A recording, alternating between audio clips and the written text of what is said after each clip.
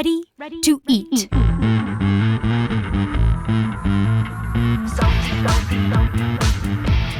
like it rough. Don't touch my hot bubbles. Show me what you got.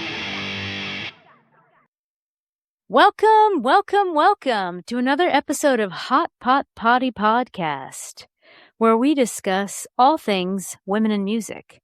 I'm Jen Tatro, and this is I'm Brooke Holman, your hosts. We are joined by two special ladies today, co-creators of Dollfest, which aims to be the next femme music and arts festival, showcasing 2 full days of femme-fronted bands. We're joined by Maria Chaos. Maria's background comes from a plethora of vocals, theater, musical theater, choir, event promotion, and productions. She enjoys yoga and keeps calm by occasionally screaming into a pillow. Maria is joined by Freya Yamamoto. She's a trans and queer music and arts entrepreneur that has been working in the music industry for 15 plus years, with experience across a wide swath of the industry, from creating festivals and independent shows to running record labels, managing artists, and eventually founding Dollfest and Wax Witch Vinyl. She wants to help promote femme, queer, and trans people in the industry. Welcome to the show, fabulous queens. Woohoo! Thanks for having us. Yes, thank you both for being on here. So, to start off, tell us a little bit about Dollfest and when it is, what it is, and how you came up with the name. I'm the founder, so I will go ahead and answer some of those questions. The name, I honestly it came out of thin air. It's the weirdest thing. I had started coming up with this idea of an all-femme fronted, all-femme owned and operated music festival, and I think I was just driving and I said, it's going to be called Dollfest because I wanted something that would be the sort of an umbrella term for like anybody under that umbrella, whatever that means.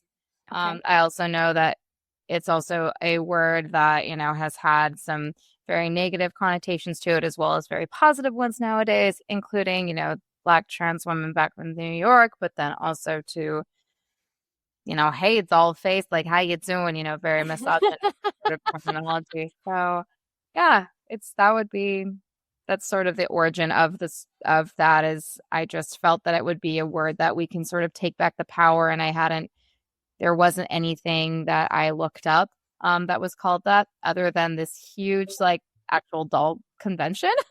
Nice. Well, so is this like an all-encompassing genres of bands that are femme-fronted, or is this more like a punk gathering per se? I don't know. It seems, Expanded. yeah, I was going to say, I feel like it's been always kind of a wide variety and a little bit. Like last year, it ended up being, I think it kind of spanned like mostly punk and like ska, but then also and hardcore, but then there was also like some more like indie-esque kind of bands and stuff like that. So I think it's always, and this year there's going to be more, there's like hip hop and a bunch of other things going on. So like, it's always, Maria does the booking. So she's kind of gotten like good, I think, at finding like a wide variety of genres and stuff like that. And then like finding friends and other people that have recommended new people to like come in and see. So well, that's fantastic. Thank you for sharing that, because I was very curious about that, and you just brought to light the answer to that. So thank you. Yeah. And then for the info, the main one, which is in Oakland, is going to be March 27th through the 29th. So in like 6 weeks. So March 27th through March 29th. That's the main one happening in Oakland, California. Yep. You have another one happening in Mexico City, right? Yeah. Freya's shaking her head. It's ironically happening when I can't go, so I was actually really excited for it. Though I won't be able to go to that one, unfortunately. But I'm sorry to hear that. 7th and 8th. Next year I'll be there. Yeah. It's 6th and 7th. 6th and 7th, sorry. This coming March 6th and 7th, Dollfest is happening in Mexico City. Yep. So look for that. Volume 3 is happening before Volume 2, but that's okay.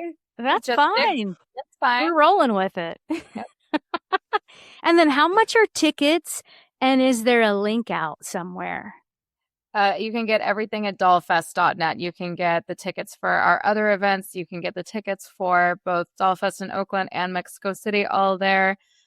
Tickets for the one in Oakland are $35. You can get a little bit cheaper if you buy them both together. You can also pre-order your merch. Good. And then for Mexico City, it's 350 pesos. Ooh, nice. There you go. I was wondering, if this is the first time that you've ever like worked with festivals or put on a festival. I'm just curious about the process, like your process going through of how you decided I'm going to start a festival and actually made it happen. Because I imagine that's not just an easy thing. Snap your fingers here. We've got like festivals in different countries going on. Yeah. I'll be brief because Freya also has worked in festivals. So I was actually working on a different one back in Portland, and it was a interesting experience is all I'm going to say, but I gained a lot of skills in order to organize it. And having had like a project management background, I mean, juggling, 20, 30 something bands plus other parts of it was significantly easier than the 200 clients I used to juggle over 4 states. And the Dollfest actually was sort of happened because I left this music festival and he like canceled it and then later on uncanceled it, and it wasn't very successful. You can listen all about it on the Enough podcast if you feel so free to do. Okay. All right. Oh, I am curious. Yeah. I'm very curious. Freya's got some like real experience. Yeah, I guess I've been in different parts of festivals or other sides, like large live event stuff from doing like, I did like I've done tech conferences, and things like that. But I've also, I help with live streaming Mosswood Meltdown that happens here in Oakland. And then I helped plan back when in the Bay Area, Undercover Presents, used to be this thing, which was like, we'd take an album and we would take, and basically like a famous album. So like, an example was like Green Day's Dookie. We did a tribute to them at the Fox Theater here, which is a couple thousand people. But like basically we take local bands and we would do like each track would have a local band that would cover it, and they would also record an album too. It was this whole involved thing. It was crazy. It wasn't my idea, but I was very happy to be involved with it. That gave me so much experience of like dealing with bands and like festival timing changeovers that have to happen at like a venue. And like all this kinds of crazy stuff that needed to happen, and also just the kind of craziness that having 16 different bands in a space can be, and everyone's overlap, which is really cool, but also sometimes personalities and different things like that sometimes are always interesting to see who plays well and who doesn't sometimes. So yeah. Yeah, when I first wanted 10-minute changeovers between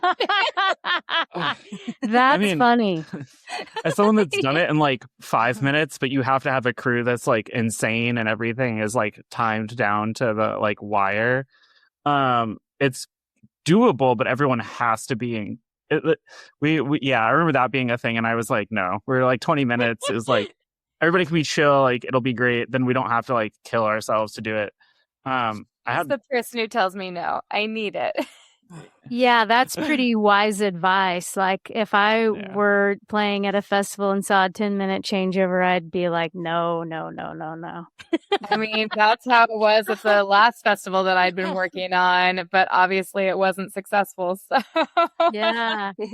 I mean, those are hard. It's great to aspire to. It's like one of those things that it's like, that's like amazing if it happens, but also it's like when it gets behind it, that you're just like, everyone feels the pressure as soon as it gets like 5 minutes behind, and you're like, oh wait, we're 50% behind already now, and that's going to add up again potentially.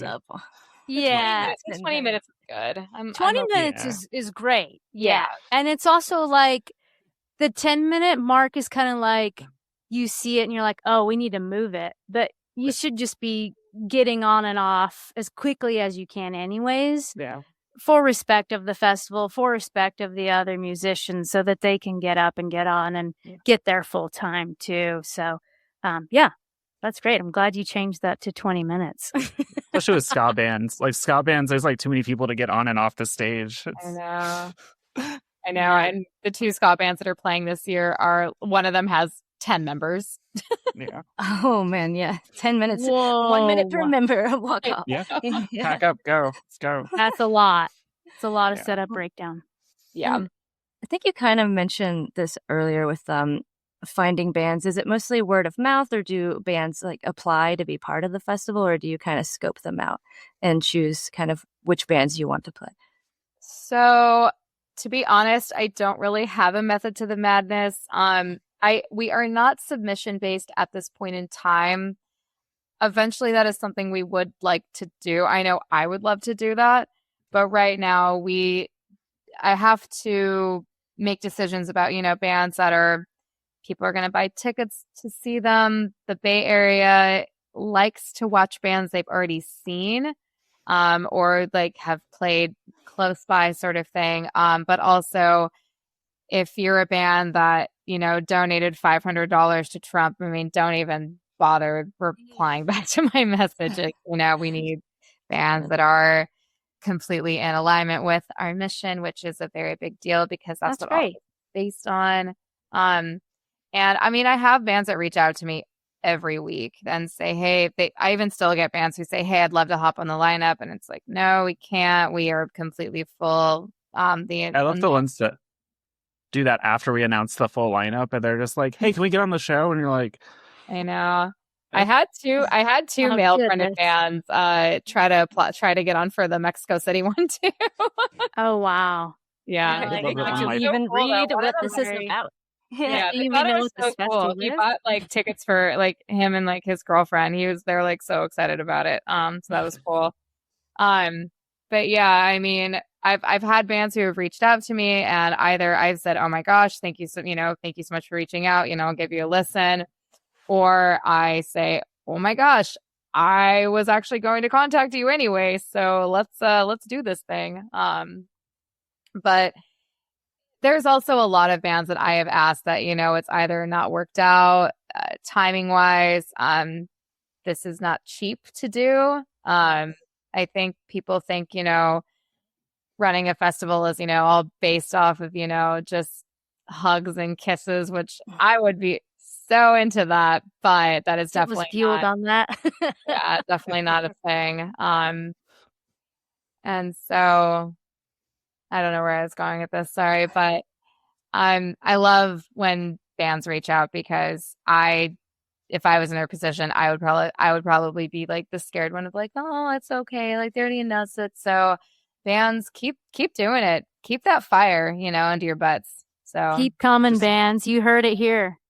Right here. Perfect timing though is like right after the festival or like summer, like right when we're like, oh, we need to think of more bands for like the next year because we didn't fill out, like we haven't, like we have. I know Maria already has ideas for like even the next year. So then there's like, but there's also like holes where. And so like there's times like though that like if you're like in the summer where it's like that's perfect timing to be like, all right, hey, like. Now reach out and think about it. Like I know we don't like announce like an apply period or anything like that currently, but like that's also when I would probably be like, hey, you haven't announced the lineup, you guys are probably working on it or at least thinking about it, like put out feelers then. Yeah, that's good to know. So bands out there, if you want to get involved in Dollfest, after the show is when you should be reaching out to them for next year. But my question right now is, tell me two bands that you're really excited about that is playing at Dollfest 2026. All of them. That's my answer. I can't do that. Oh, okay. I can't. I'm super excited that we got Vile for this year because they're one of my favorite bands. Okay, Vile. We wanted to get them for last year, but one of them graduated college that weekend. So, congratulations to them. No, they were not available. But Vile. Okay, I'll have to check them out. They're great. Yeah, they're from Minneapolis. Yeah, they're from they're from Minneapolis. Yeah. Minneapolis. What's their vibe? They consider themselves like an indie punk trio. Okay. Yeah, they're great. That's good. I'm always looking for a new band, so I'm going to check that out. Yeah, they're super fun. They're on Get Better Records, which is an awesome like trans and queer inclusive label down Sweet. it's in LA. Also Awesome, yeah. also owned by queer folks too, right? Yeah, they're queer and trans owned. Yeah. But everybody on the label is also queer and trans. And what's this label again? Get Better Records. They're Get awesome. Better Records. Based out Yeah. of Southern California? Yeah, they're in LA. Okay, good to know. And one of them works remotely. I think might be in New York or something like that too, if I remember right. But yeah, they're great. I'll Right, check I'll that check out too. Get Better Records. Put these in your pocket, Brooke. Yeah, I know. Like, mental notes. Got to check it out. Maybe we Mental can notes. post it on the podcast. I'm curious how y'all decide what location, like what venue or what area you're going to host it. If it's like land or if it's in a venue. Like how? Yeah, we do it mostly inside. Like currently, all of them are at venues. I think the ultimate goal is to get it to be an outdoor festival at some point if we can, but it takes a lot more effort to do outdoor. And it's like special permitting. There's also bathroom and trash requirements as well as like police requirements for them to be there and other things like that. So there's a lot of like city planning requirements that have to go into it for being like an outdoor festival. Which is doable. Like, I mean, we have them here in Oakland, but I have another idea though for the future Doll Fest, but I'll tell you that later. Are we doing a cruise? Is that going to be it? Ooh. Let's go. I have never been on a cruise. I will never go on a cruise. I haven't been on one either, so I am not either. Don't like this whole you have to stay on the boat thing. I'm like, no, I want to get off the boat. I have commitment issues. I am not a cruise fan either. I've never been on one. I think I get boat sick. I'm scared. Have y'all seen the documentary Poop Cruise? I refuse. No.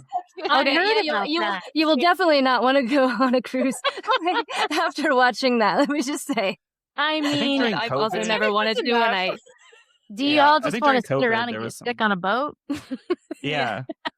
During COVID, I think didn't get trapped on one or something like that. Or there was like a big story I think I remember about like a whole cruise ship with like and that kind of was like my like, nope, this is a giant petri dish that I don't want to get stuck in. Or like, I think that was the Poop Cruise. Petri dish. Yeah, I remember they all got some sort of vile virus or something, and it just spread all over the boat. And I was like, my mom kept saying, "Let's go on a cruise." I'm like, absolutely not.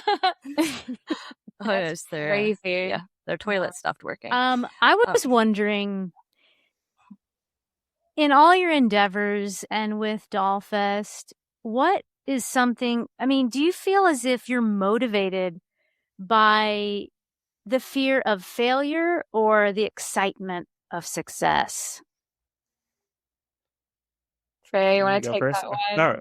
I mean, like the excitement of success, I think is much more than like the fear of failure. Like, I failed several times in this industry, I think, in my opinion. But I think like most of them have like, but the goal, like I don't know, you have to take risks to like find this to happen. I think to find that kind of like lightning in a bottle, like I'd rather take risks and have something not work out and like move on and be like, all right, cool, like we're on to the next thing, let's do it and keep going.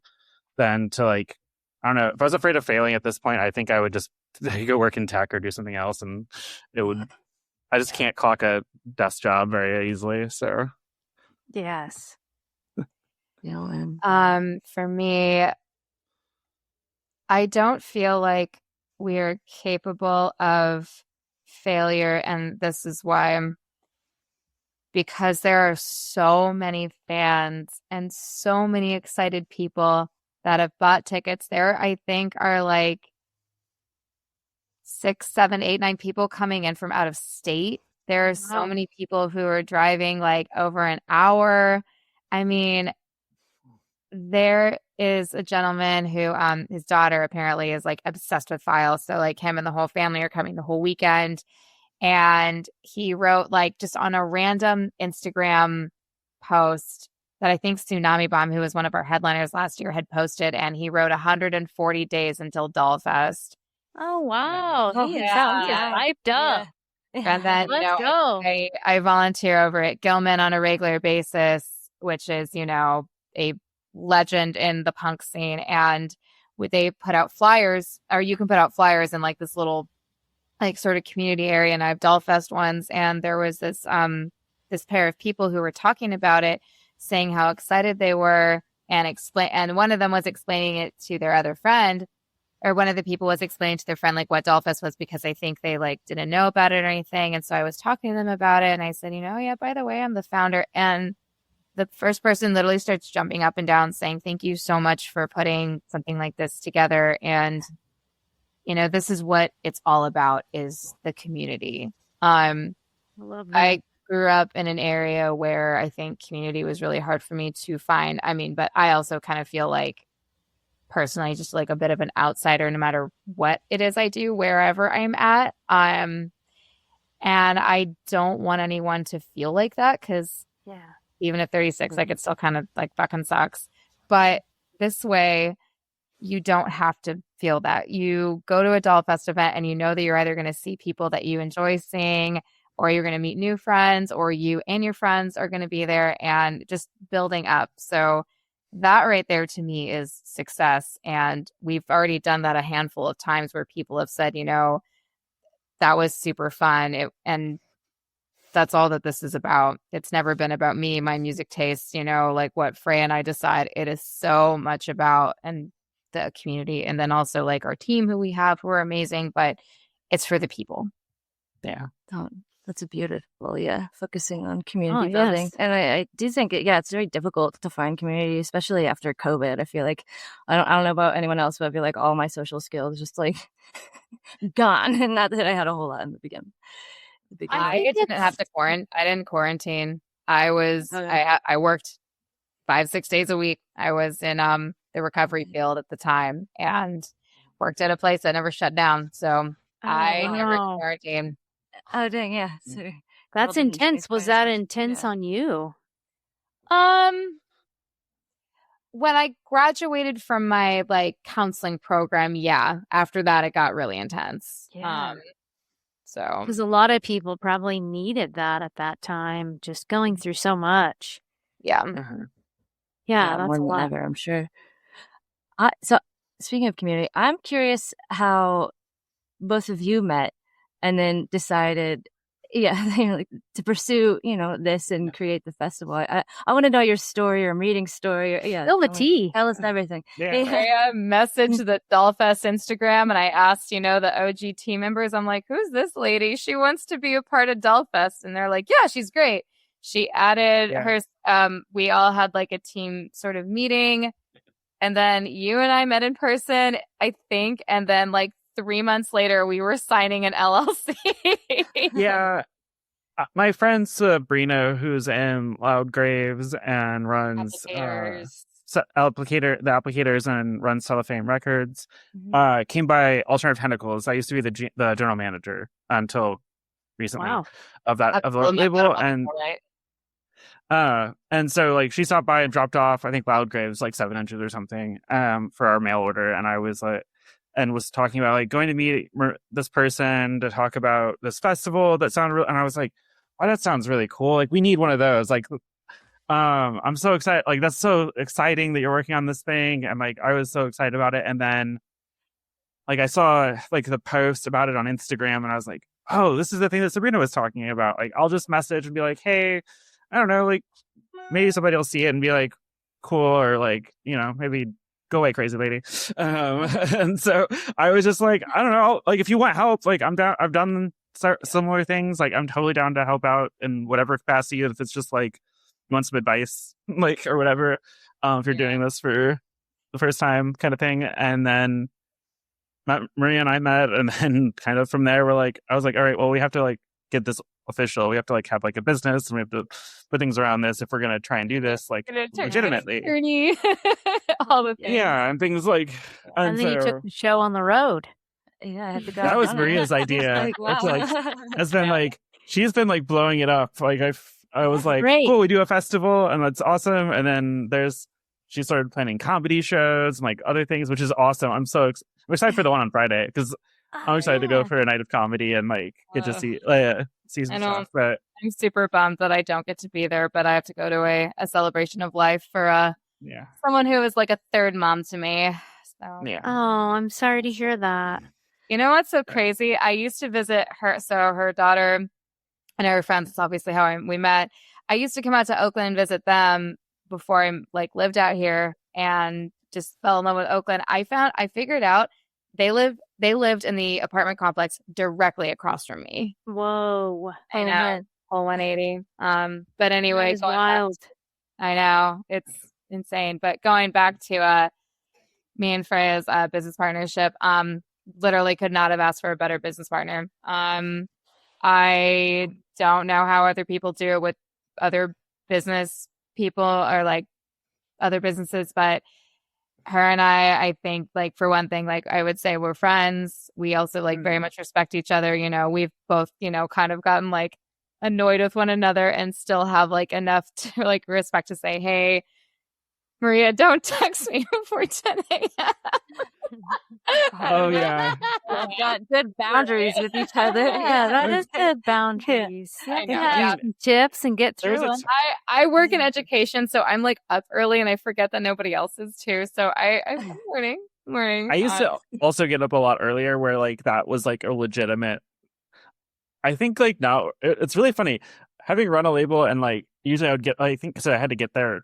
I didn't have to get there at any time, I guess, specifically, but I tried to get there by like 10:30, 11. Like I'd get up a lot earlier because I had to get ready for the morning and all the other stuff.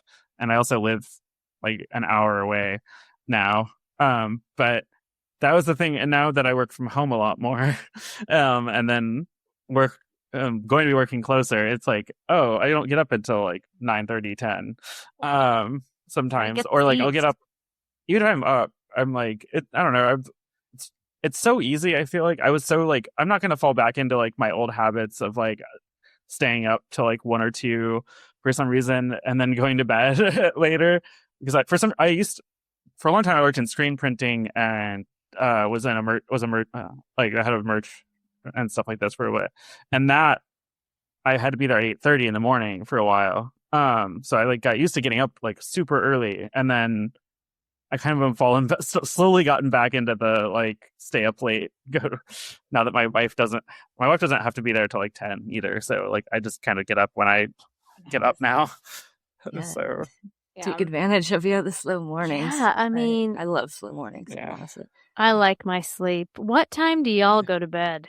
Let's go around this little horn here. 11 midnight. Okay, 11 depends. midnight. Yeah, I've fallen asleep at like there's a few days this week where I fell asleep at like 6 and like slept for like 14 hours for some reason. That's happened to me a couple times. And I've also gone to bed at Sick. Like you were I was like sick for a while. month practically.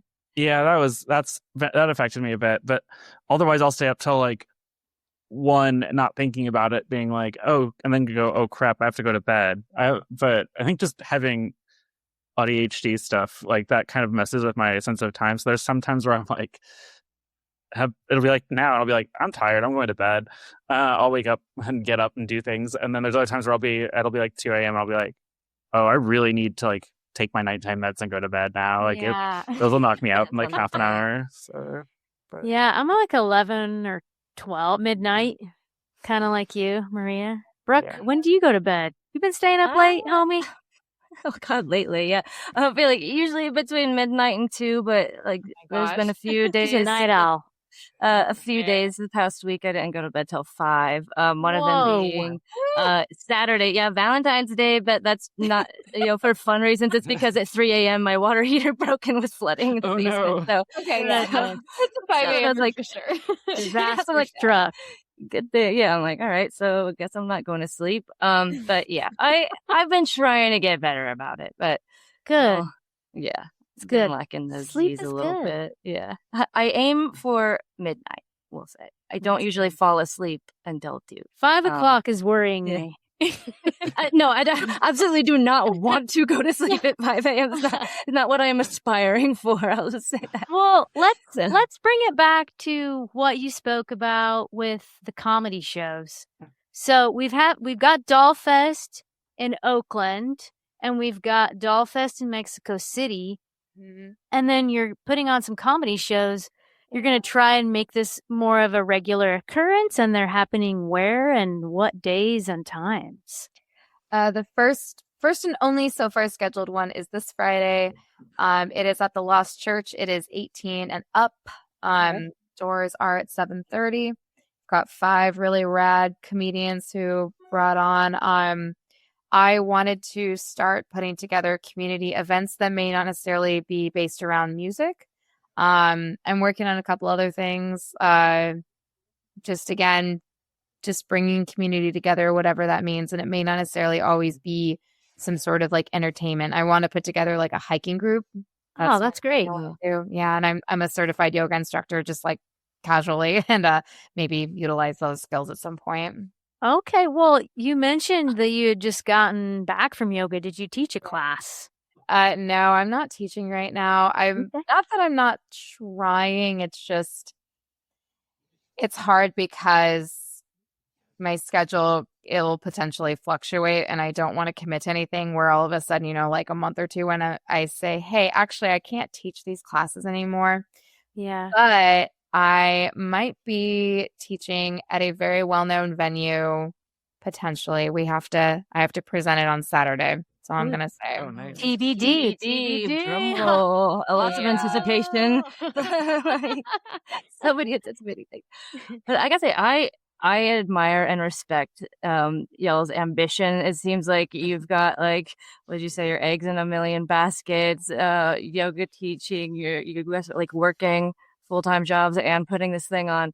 I know you said you do yoga and scream into a pillow kind of to release energy or decompress. But yeah, I'm just wondering, what do you do for fun or to recharge so that you can keep going like that?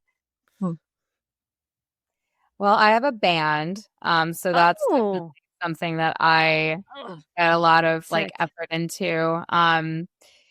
For one thing, I love hiking, but right now we are in a crazy rain spell where it's supposed to rain for like 2 weeks, which is not normal. You're getting rain?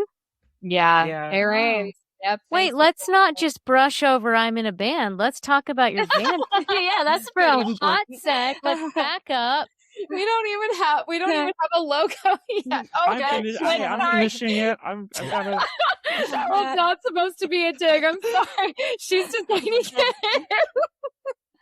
it. Well, what's the band's name? It's called Silent Cities. It's like a post-punk. It's like post-punk. Post-punk. Like it. Yeah. Silent Cities. Okay. We'll be looking for you. That's awesome. Yeah. No, it's fun. It's Andy he's the guitarist from Tsunami Bomb, was looking to start another project, and I was moving like 100% to Oakland because I'd been very 50-50 between there and Portland, Oregon for about a year. And I said, hey, I love being in bands, if you're interested. And we started all jamming. And we have a really, really solid lineup right now. We're getting close to a full set of songs, and we're all too old to try to make it, but we want to do some cool things with this, and everyone's super on board with that. So yeah, we're never too old. You're never too old. Never too old to do anything. I agree with I don't need it to sell out to 60,000 person audiences. I don't need anything like that. If I ever got to open for a band like that, you know what? I would think that's really cool, but it's not something I'm necessarily going to aspire to. But I want to do some cool stuff with this, record a couple albums, go on some tours, regionally, internationally, things like that. So you're not going to be opening for Bad Bunny or whatever at Super Bowl, as the Super Bowl or whatever? So if Bad Bunny asked you, you'd say, I'm sorry, I'm okay. I can't say wouldn't do that. It's not my aspiration. Obviously for that, I would probably say yes. I think it's really cool that Green Day both played Gilman and has now played the Super Bowl, and they're just, 3 kids from Rodeo, right? Originally. It's like North El Sobrante area. They're like from northern or like East Bay. I forget where exactly. I should know that. There's technically 4 members, but yeah. Yeah, but I'm excited for you. So you're both in the band. I'm not in the band. No, you're not in the band, but you're making that logo. Note to I've self. been in one of my many lives. I was a graphic designer. Okay. And I do So many things. Yeah. Yeah. So I was designing that logo, and I have another few things. Okay. I don't freelance anymore, except for a few like friend asks and a few other things. Otherwise, it's usually just my own art and stuff. So because I used to be a freelance designer, and I feel like it just made me not want to do art for myself ever, and that kind of like made me not enjoy it as much. So I kind of put that to the side, except for like the Dollfest stuff and some other things, which We designed our vinyl comp for Volume 2, and oh my gosh, it is. I cannot wait to hold it in my hands. It's so beautiful. I'm excited. Holy shit. Yeah, we have Nailed it. Oh my god, so good. That's great. Yeah, last year I did all of our illustration and design. This year I kind of like set everything up, and then we have another designer that's been doing it, thankfully, because my time gets eaten a lot by other things and stuff like that. So yeah, I kind of just saved the vinyl comp, and a few like those are kind of my like that's my baby, is like a thing that I really enjoy designing. So that's been kind of like some of the stuff, and then like Do the test presses sound good? the test presses sound really good. I was very happy. I mean, the plant that was doing it, I knew was going to do a good job no matter what. So I was kind of like, I pretty much trusted them to like, I would have probably said yes. And had they not sent me a test pressing, then like just go for it. Cool. Wow. So then you're kind of staying busy, Maria, with yoga and music and being in a band. And then Freya, chat with us a little bit about Wax Witch Vinyl. Yeah, this is my new thing. So I left Alternative Tentacles at like the beginning of the year. I've been kind of like in the process of leaving for a minute, just because it takes a while to find someone that can step in and like be a general manager level of person. And I had kind of helped out and like been around another pressing plant that was trying to start in the Bay Area, and I had some friends that moved away and ended up opening. Some of them opened other plants in other areas and have been successful. And I kind of I took a special interest in vinyl and manufacturing and vinyl, and so it kind of was like, that's awesome. I want to open one here, and I know it's feasible to do so. We're actually in like a really great climate for it. You don't need certain things to happen during the winter when it gets really cold for like protecting the steam pipes and everything else. So there's also a lot another pressing plant anywhere in the Bay Area. Not in the Bay Area. There's not very many pressing plants in the United States, are there? There are a few, and there's been a couple that have opened up. Like it's kind of a revolving cycle. I kind of felt like there are a few that do it really, really well, and like their customer service and like everything from top to bottom are great. And there are other ones that, having ordered a lot of vinyl, you kind of get the feeling of like, cool, you're kind of getting strung along until you end up being like, okay, a record's done, here you go, and then it's kind of like, okay, cool, thanks.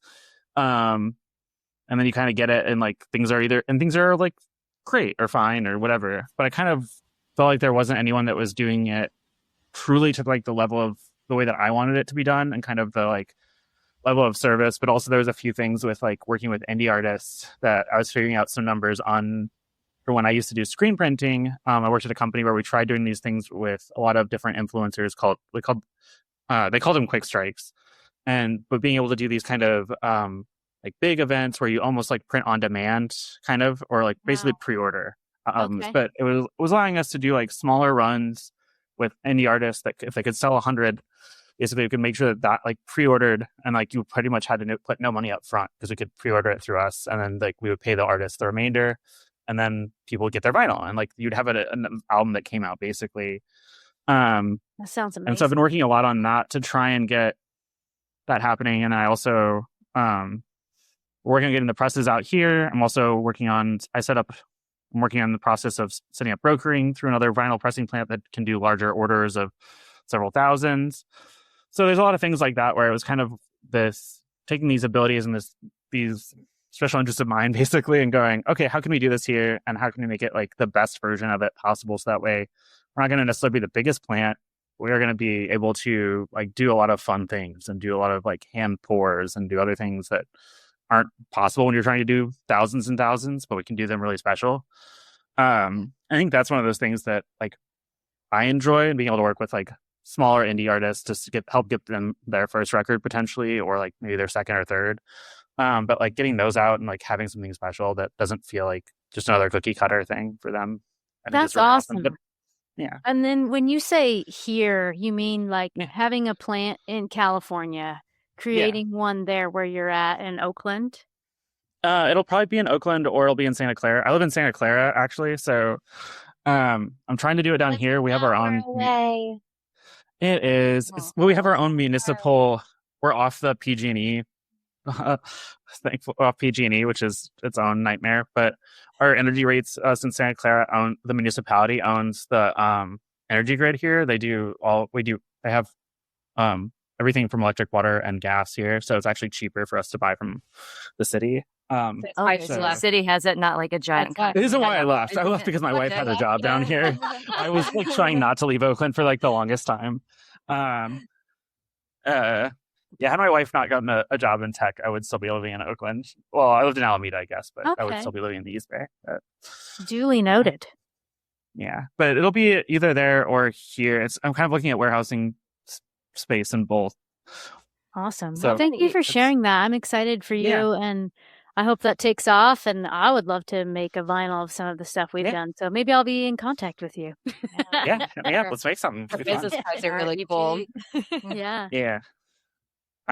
That's the kind of the nice thing about I do most of my own branding, so that's kind of been the nice thing about having a graphic design background that to some degree I've done a lot of different things in my life.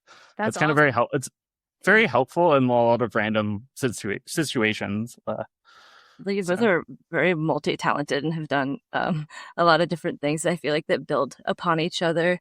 No, it's impressive. I find it impressive. I props to you. Yeah. That's great. I love that. I've been obsessed with snapping lately, so I can't stop snapping. Can't stop it. Hey, you both put on a podcast. That's something that I'm like, I don't know if that's for me. I gotta calm down. No more snapping. Okay. Freya, I wanted to ask you, what could change in the community so that we could have a little bit more representation for trans people in the music scene? And actually, I want to ask both of you that question. I think some of it is just it not feeling like such a stigma sometimes for certain things. Yeah. I had like the most like kind of I had physical therapy earlier today, and I had the most wholesome interaction of my physical therapist trying to not realizing I was trans, even though I had to like put in a bunch of different things about like what I was taking and a bunch of other stuff. And so we're talking about it, and he was like, "Wait, what?" And he was like, "So which way did?" And I was like, so it was just a funny thing to me to be able to be like, this is a fun thing for me to have you get confused and figure out which way am I going or go.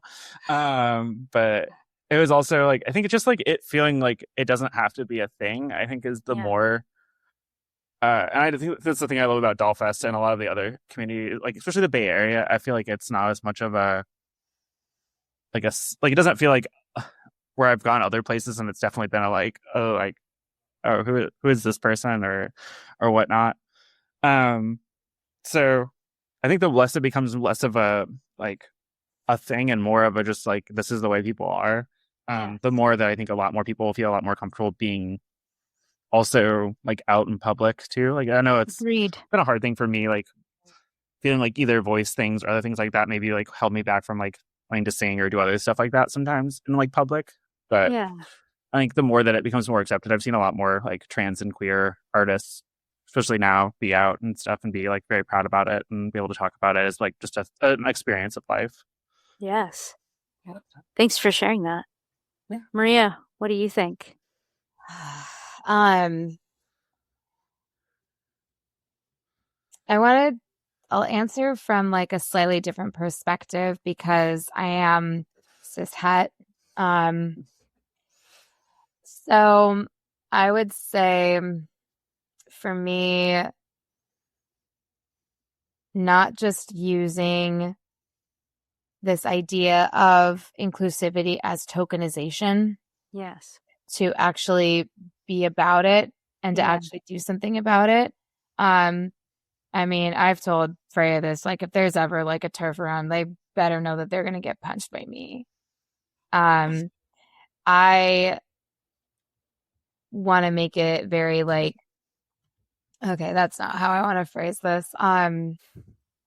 Sorry, these are questions that require not post yoga brain. That is absolutely a thing. Yes, once you go into that shavasana pose, you're done for. Oh man, it was a good one too. And it was hot, and it's hot yoga. So No, it destroys me. I can't. it's cold out. I needed a warm spot, and my PG&E bill is so high because I'm always cranking my heat up to 70. Hey, I get to wear shorts inside. Anyway, but yeah, I would say just having like a sort of balance between conscientiousness of being inclusive, but not making it like a thing, like, oh, I'm picking this person solely because of this. No, you're picking this person because they're great. And if this just happens to be who they are, awesome. It shouldn't be the reason why you're picking them and things like that, because the only way that we can obtain more representation is being about it. I mean, it's sort of part of the reason why Dollfest was even became a thing, is I would see all of these bands, you know, regionally, internationally, saying like, we need more representation on stage. We need more, you know, women and queers and femmes, you know, everyone on stage. But I would never see them take action for it. And so, yeah, that would be, you know, my way of saying like, just be about it. That's how you can do it. Thanks for sharing that. I love both of those answers. That's great.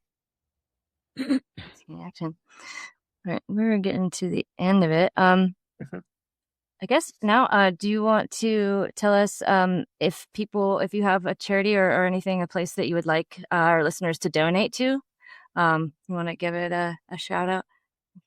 The Transgender Law Center. They are working very hard nationally to help with the issues that are happening, thanks to our lovely administration. That is a joke. They suck. And how they are trying to erase a multitude of people right now who are marginalized. Yeah. And a portion of our proceeds will be going to the Transgender Law Center for Dollfest in Oakland. Transgender Law Center for Dollfest in Oakland. Mm-hmm. All right. You heard it here. Yeah. Before we wrap up, though, let's do some rapid fire questions real quick. And I'm going to have Maria go first, then Freya. So let's go. Morning person or night owl? Both. I think definitely a night owl more. I'm definitely getting more into that night owl. Okay. You know, I like being home. I don't want to be out. I don't want to necessarily be out late. I want to be at home where I can be a gremlin and no one will. Nice. Coffee or espresso? All of it. I mean, if you can pump it into my veins directly, I would take it. But I love both. Just shoot it in. Brunch or a nice dinner? Oh, I love brunch so much. Yeah, brunch. I'll go with a nice dinner, mostly because the dinner I had last night was so good. The spaghetti. Spaghetti. It's not. We didn't have spaghetti. We went to Emmy's Spaghetti Shack in SF, which is an awesome place. But we got spaghetti. It was my anniversary, and we didn't get spaghetti. We got the Cadillac lasagna, which was awesome, and we all Cadillac lasagna. All right, pilot of the plane or flight crew? For what purpose? I know. I'm like, I need some. I think we're too neurodivergent for this one. I assume pilot. I'm going to take pilot of the plane if it's got to be me doing something.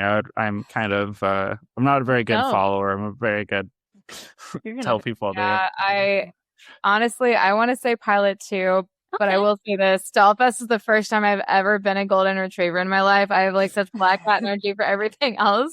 I need Freya to tell me no. I think it's funny because I'm not the black cat in other areas too. Well, it depends. There's certain places where I am, and there's certain places where I'm like the golden retriever person, like being like, let's dream big, and then someone else being like, no.